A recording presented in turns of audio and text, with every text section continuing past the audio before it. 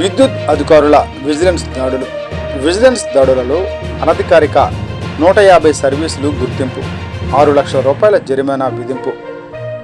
44 బ్యాచ్లుగా 19 గ్రామాల్లో దాడులు చేసిన విద్యుత్ విజిలెన్స్ అధికారులు. టుడే టీవీ ప్రతినిధి దుగ్గి నాగేశ్వరరావు.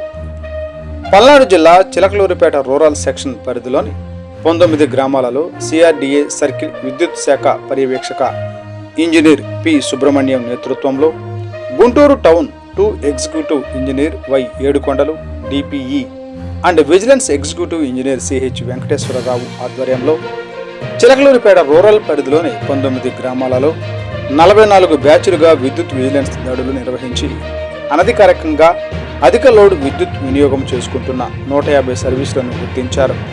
ఈ సందర్భంగా 6 లక్షల రూపాయల జరిమానాలు విధించారు.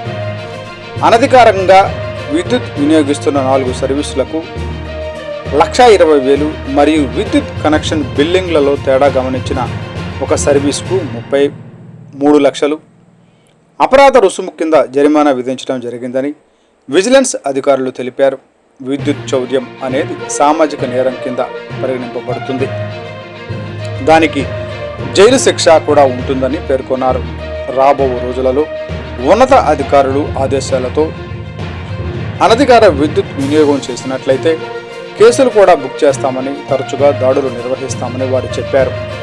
ఈ దాడులలో deputy executive engineers A Gurunatharao, N Mallikarjuna Prasad, K Ravikumar మరియు 11 మంది అసిస్టెంట్ ఇంజనీర్స్ మరియు విద్యుత్ సిబ్బంది పాల్గొన్నట్లు Chilakaluripet deputy executive engineer R Ashok Kumar, Chilakaluripet rural assistant executive engineer K Suresh తెలిపారు.